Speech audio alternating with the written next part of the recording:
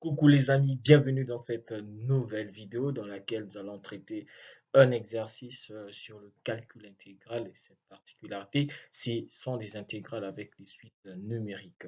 Donc nous avons ici notre intégrale que l'on nous demande de calculer. Donc c'est un exercice de niveau terminal et cela nous poursuit jusqu'à la suite de notre cursus universitaire. Et dans cette vidéo, nous allons voir comment faut-il montrer qu'une suite définie, qu'une suite définie par intégrale est décroissante, converge, euh, voilà, utilisation de l'intégration par partie et tout ce qui va avec. Donc, on se retrouve juste après ce jingle pour la résolution.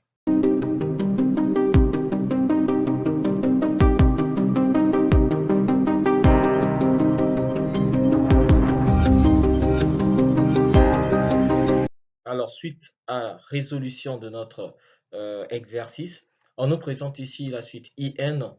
Donc, le terme général est défini par l'intégrale entre 0 et 1 de x exposant n exponentielle de moins x et de x. Et la toute première question, c'est de déterminer I0. Alors, la suite, c'est IN. Donc, si on me demande de calculer I0, ça veut dire que le n a été remplacé par 0. Donc, en remplaçant n par 0, j'aurai x exposant 0. Donc l'intégrale entre 0 et 1 de x exposant 0, exponentielle de moins x, d de x. Or, tout nombre à la puissance d'exposant 0, toute puissance d'exposant 0, vaut 1. Donc, du coup, le x exposant 0 en remplaçant par 1, j'aurai donc l'intégrale entre 0 et 1 de exponentielle de moins x, d de x. Alors, ici, je peux facilement intégrer parce que je connais comment faut-il déterminer la primitive de exponentielle de moins x. Donc, ce n'est autre que exponentielle, la primitive de exponentielle de ax, c'est 1 sur a exponentielle de ax. Donc, dans notre cas ici, le a, c'est moins 1. Donc, la primitive de exponentielle de moins x n'est autre que moins exponentielle de x. Donc, c'est ce qui nous permet d'écrire ici moins exponentielle de moins x entre 0 et 1. Alors, lorsqu'on va évaluer cette primitive entre 0 et 1, qu'est-ce que nous aurons? Nous aurons moins exponentielle de moins 1, moins facteur de moins exponentielle de 0. Et après, exponentielle de 0, c'est 1, moins fois moins, plus. Donc ici, j'aurai plus 1. Donc, du coup, j'ai moins exponentielle de moins 1, plus 1 et je peux ordonner pour avoir I0 égale à 1 moins exponentielle de moins 1. Suite à la deuxième question, petit a. On nous demande de justifier que pour tout n entier naturel, là c'est le terme in est supérieur ou égal à 0. Alors, la première des choses à savoir, c'est de représenter d'abord notre intégrale. Notre intégrale in est définie par quoi? Donc, c'est une intégrale comprise entre 0 et 1 de x exposant n exponentielle de moins x d de x. Maintenant, il faut retenir que, vu que c'est l'intégrale, une intégrale est positive si la fonction intégrée aussi est positive sur l'intervalle dans lequel on évalue notre intégrale. On calcule notre intégrale. Notre fonction intégrée, c'est x exposant n exponentielle de moins x. Nous, la borne, le segment, ou encore l'intervalle d'intégration, c'est entre 0 et 1. Or, entre 0 et 1, nous n'avons que des valeurs positives. Et vu que nous n'avons que des valeurs positives, ça veut dire que x sera positive, peu importe la puissance à laquelle on va l'affecter. Alors, quant à exponentielle de moins x, il faut savoir que peu importe l'intervalle d'appartenance de x, exponentielle de moins x est toujours positive. Donc, lorsqu'on soit sur R. Donc, du coup, qu'est-ce qui va se passer? X exposant n exponentielle de moins x sera supérieur ou égal à 0 pour tout x compris entre 0 et 1. Du coup, qu'est-ce que ça va donner? Ça donnera donc ici l'intégrale entre 0 et 1 sera donc de x exposant n exponentielle de moins x d de x sera supérieur ou égal à 0. Pourquoi? Parce que si une fonction est positive, son intégrale sur un intervalle, i, son intégrale aussi sur cet intervalle sera aussi positive. Négative aussi. D'accord? Du coup, ce qui confirme donc que notre terme général in est supérieur ou égal à 0, peu importe la valeur n entière qu'on va l'affecter.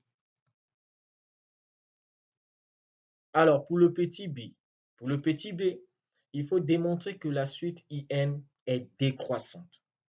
Alors, par définition, une suite IN est décroissante si et seulement si IN plus 1 moins IN est inférieur à 0.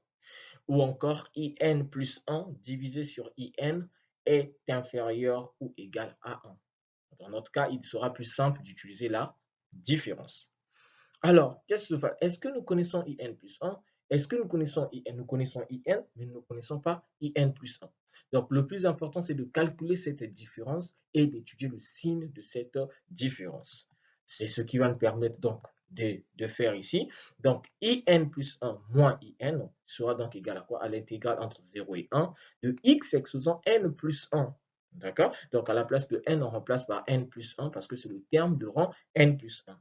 Exponentielle de moins x de x moins l'intégrale entre 0 et 1 de x exposant n exponentielle de moins x d de x. Alors, il faut savoir qu'une intégrale est linéaire. Donc, si par linéarité de notre intégrale, on peut donc ramener cette différence d'intégrale en une seule intégrale. C'est ce qui me permet ici d'écrire l'intégrale entre 0 et 1 de x exposant n plus 1 exponentielle de moins x moins x exposant n exponentielle de moins x d de x. Alors, attention, je me suis permis de le faire parce que les bandes d'intégration sont les mêmes. Donc, nous allons de 0 à 1, ici aussi de 0 à 1. Voilà pourquoi c'est possible. Mais si les bandes d'intégration étaient différentes, alors on ne devrait pas le faire. D'accord? Alors, donc du coup ici, lorsqu'on observe cette différence, il y a une chose que l'on peut remarquer. On peut placer x exposant n exponentielle de moins x en facteur. En plaçant x exposant n exponentielle de moins x en facteur, il va nous rester quoi? Regardez, x exposant n plus 1, ce n'est autre que x exposant n multiplié par x. Donc, si je mettais x exposant n en facteur ici, il va rester x. Je mets encore exponentielle de moins x ici en facteur, il va rester 1 partout. Donc, du coup, c'est ce qui fait que je puisse avoir x moins 1, facteur de x exposant n exponentielle de moins x d de x. Au niveau de la question précédente, nous avons montré que x exposant n exponentielle de moins x est supérieur ou égal à 0. Or, pour déterminer le signe d'un produit, il faut évaluer le signe de chacun des facteurs. Si nous connaissons déjà le signe de ce facteur, donc de x exposant n exponentielle de moins x, il nous faut donc étudier le signe de x moins 1 entre 0 et 1. Alors, pour ce faire, je peux dresser le tableau de signes, évaluer, et voilà, regarder sur l'intervalle de 0 à 1, quel sera le signe de x moins 1. Et nous, on l'a rapidement trouvé, vu que entre 0 et 1, les valeurs sont plus petites que 1, donc ça veut dire à n'importe quelle valeur qu'on va affecter à x moins 1 sera comment? Négatif. Et si x moins 1 est négatif, ça veut dire que le produit d'un nombre négatif par un nombre positif sera comment? Négatif. Donc, c'est ce qui me permet ici d'écrire que, déjà, c'est ce qu'on a dit ici, quel que soit le x, on aura entre 0 et 1, x moins 1 inférieur ou égal à 0, et x exposant n exponentielle de moins x supérieur ou égal à 0. Donc, ce produit sera donc égal à quoi? Tout ce produit sera inférieur à 0. Et si la fonction est négative, donc son intégrale aussi évaluée sur cet intervalle sera aussi négative. Donc, c'est ce qui me permet de dire que la différence IN plus 1 moins IN est négative. Et si cette différence de IN plus 1 moins IN est inférieure ou égale à 0, cela prouve à suffisance que notre suite est décroissante.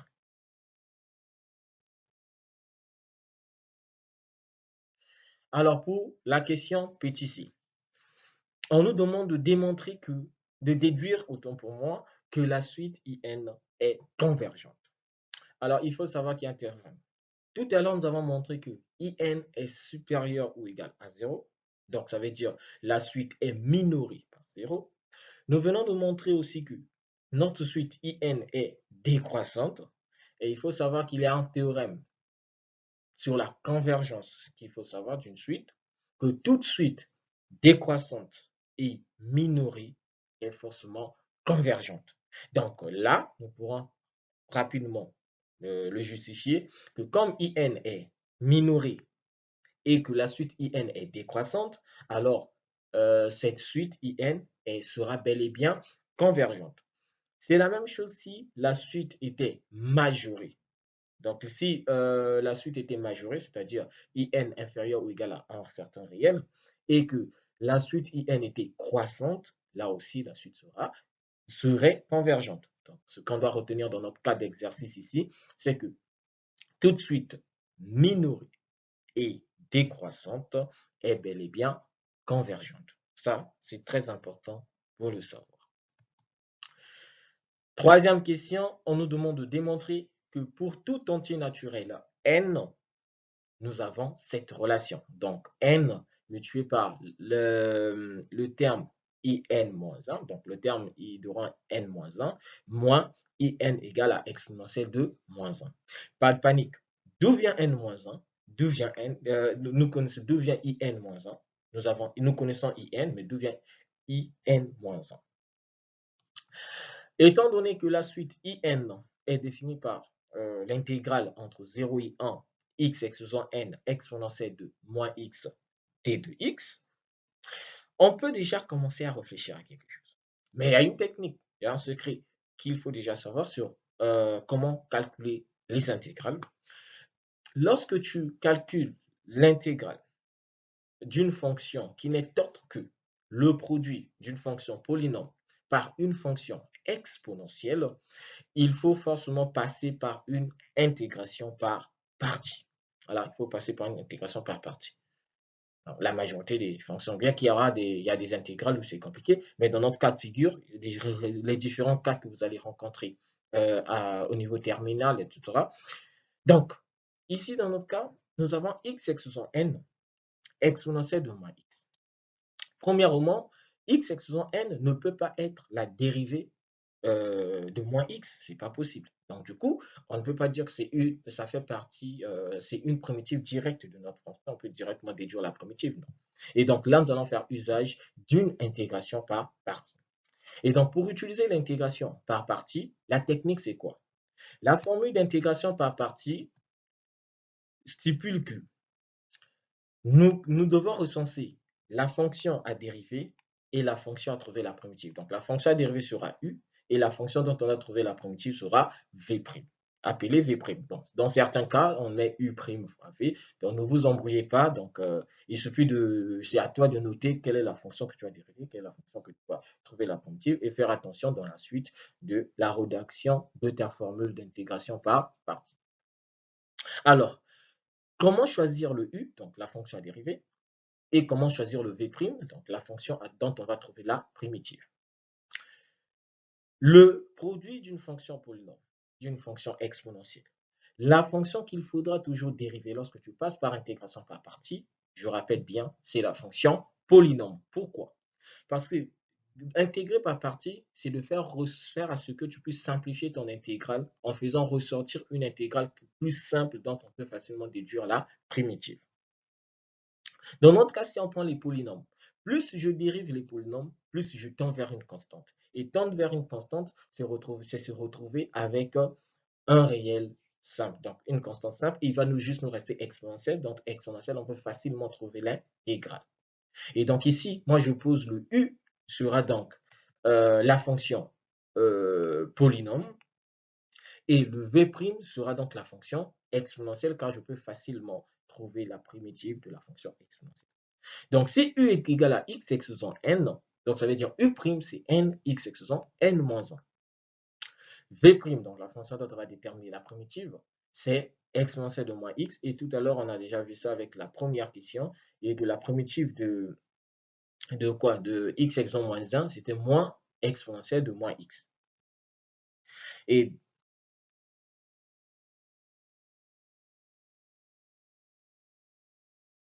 voilà, c'est ça. nous avons ici. Et donc, si je viens substituer dans la formule d'intégration par partie, comme on l'avait noté, donc ici, on aura la primitive là, donc x exposant donc u fois v, c'est ce qui est écrit ici, moins l'intégrale entre 0 et 1 de u' fois v. Et c'est ce que j'ai représenté ici. D'accord? Donc, du coup, là, je vais évaluer cette primitive entre 0 et 1. Ça me permet d'avoir, donc en remplaçant x par 1, j'ai ça, moins, je remplace x par 0, partout ici. Voilà ce que j'ai. Or, de ce côté, il faut savoir qu'on a dit ça, l'intégrale est linéaire. Donc ici, si on est un réel, je peux sortir le réel de l'intégrale. Il n'y a pas de problème parce que l'intégrale de lambda f d de x, lambda f de x d de x est égal à lambda intégrale de f de x d de x. Donc, je peux sortir ce réel. Moins fois moins, c'est plus. Donc, le n sort, c'est plus n. Et ici, en continuant avec le calcul, je peux vite remarquer que 1 exposant n, c'est 1, exponentielle de moins 1, donc, et le moins qui est là, donc c'est moins exponentielle de moins 1. De ce côté, tout nom multiplié par 0, c'est 0, donc ça disparaît. Et ici, j'ai plus n. Mais regardez cette intégrale. In est définie par l'intégrale entre 0 et 1 de x exposant n exponentielle de moins x d de x. Par contre, ici, nous avons maintenant x exposant n moins 1 exponentielle de moins x d de x. Ça veut dire que l'exposant indique le rang du terme de notre suite in. Donc voilà pourquoi nous avons déjà identifié que cette intégrale n'est autre que le terme de rang n-1 de la suite in. Et à partir de cette équation, bon, je dis que c'est gagné. Je ramène le n in-1 au premier membre et je multiplie toute l'équation par moins 1. C'est ce qui me permet d'avoir n in-1 moins in égale à exponentielle de moins 1 en retrouvant la forme dont l'exercice nous est exigé de retrouver. Voilà comment que nous avons effectué notre intégration par partie.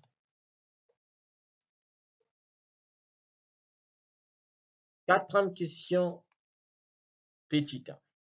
On nous demande de justifier que pour tout entier naturel, le terme in, donc notre terme général, est inférieur ou égal à l'intégrale entre 0 et 1, x exposant n d de x. Alors pour ce faire, nous allons d'abord revenir. Le x appartient à l'intégrale allant de 0 à 1. Donc ça veut tout simplement dire que je peux encadrer, je peux traduire cet intervalle, l'appartenance en un intervalle, en un encadrement. C'est ce que je vais utiliser. Mais pourquoi je le fais? J'aimerais juste retrouver notre intégrale in au milieu. D'accord? Donc, du coup, qu'est-ce que je fais? L'intégrale in est définie par, c'est l'intégrale entre 0 et 1 de la fonction x exposant n exponentielle de moins x.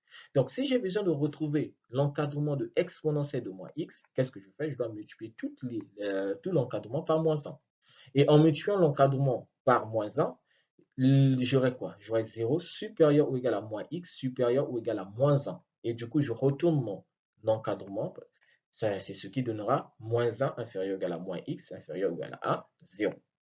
Par la suite, je peux composer par la fonction exponentielle et il faut savoir que l'inégalité ne va pas changer parce qu'il y a conservation de l'ordre. Donc, du coup, j'aurai exponentielle de moins 1 inférieur ou égal à exponentielle de moins x inférieur ou égal à exponentielle de 0. Et exponentielle de 0, nous savons que c'est 1. Du coup, nous nous retrouvons avec quoi? Exponentielle de moins 1 inférieur ou égal à exponentielle de moins x inférieur ou égal à 1.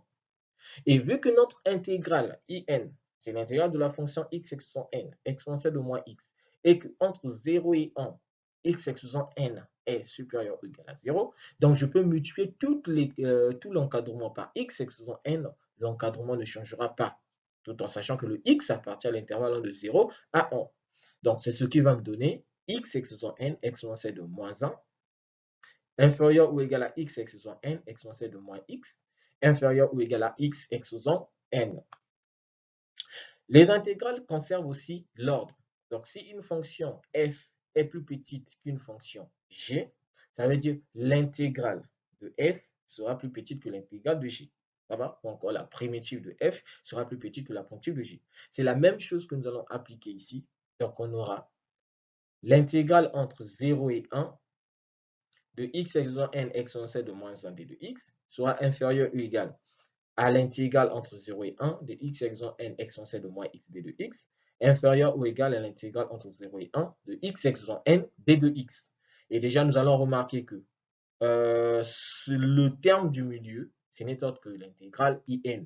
Et la bande supérieure, c'est ce que nous voulons avoir ici. Donc, en nous contentant que de la partie de droite, l'inégalité de droite, nous pouvons donc ressortir le résultat dont nous avons besoin. D'où nous venons répondre à notre question. Alors, pour terminer avec cet exercice, qu'est-ce qui va se passer? On nous demande de déduire la limite de la suite in. Alors ici, pour la limite in, on va déduire cette limite. Bon, j'avais deux possibilités. Par rapport à la question, nous allons d'abord nous servir de l'inégalité récemment déterminée. On a dit in inférieur ou égal à l'intégrale entre 0 et 1, x exposant n d de x. Je vais calculer cette intégrale. Bon, déjà ici, le résultat est déjà directement, je l'ai calculé, je l'ai représenté. Mais sinon, comment faire pour l'avoir? C'est assez simple. La primitive de x exposant n, c'est 1 sur n plus 1, x exposant n plus 1. Donc, en évaluant 1, je retrouve 1 sur n plus 1, facteur de 1, le tout exposant n plus 1, et 1 exposant n plus 1, c'est 1. Donc, c'est ce qui me donne 1 sur n plus 1. Et lorsque j'évalue en 0, tout nom multiplié, j'ai 1 plus sur n plus 1. 0 exposant n plus 1, ça donnera 0. Donc, c'est ce qui fait que je me retrouve que avec 1 sur n plus 1. Donc, vous pouvez vous exercer afin de retrouver ce résultat. Et à partir de cette inégalité, je peux passer maintenant par limite. Donc, vu qu'on évalue n, donc n va tendre vers plus l'infini. Donc, lorsque je compose de part et d'autre par des limites, je passe en limite. Dans la limite, quand n tend vers plus l'infini de in, celle-ci sera inférieure ou égale à la limite quand n tend vers plus l'infini de 1 sur n plus 1. Donc, du coup, cela donnera quoi? Ici, déjà, lorsque j'ai 1 sur plus l'infini, donc 1 sur plus l'infini, c'est 0. Donc, automatiquement, je me retrouve avec la limite quand n tend vers plus l'infini de in, inférieur ou égal à 0. Et cette inégalité n'est pas suffisante pour conclure. Il y a encore un autre élément dont nous allons prendre en compte, c'est l'élément qui stipulait que in est supérieur ou égal à 0. Donc, d'après la question de A, nous avons dit que 0 est inférieur ou égal à in. Autrement dit, in supérieur ou égal à 0. Donc, du coup, je me retrouve avec cet encadrement. D'accord? Donc, 0 inférieur ou égal à la limite quand n tend vers plus l'infini de in, qui aussi est inférieur ou égal à 0. Donc, vu que de part et d'autre, on a 0, 0, et d'après le théorème des gendarmes, qu'est-ce qu'on fait? On peut conclure que la limite quand n tend vers plus l'infini de la suite de n égale à 0. Voilà, c'est par là que se termine c'est la résolution de cet exercice. Maintenant, il y a aussi une chose qu'il faut savoir. Si on ne nous avait pas posé la question 4a, où il fallait montrer l'inégalité et par la suite déduire, et si on nous avait demandé la limite dès le début, on devait juste utiliser le raisonnement de la sorte que in étant décroissante et minorée par 0, c'est-à-dire in supérieur ou égal à 0 et in décroissante, cela veut tout simplement dire que ma suite va tendre vers 0. Donc, je pouvais déjà aussi déduire. Donc, nous avons juste voulu répondre à la question parce que la déduction dépendait de l'inégalité.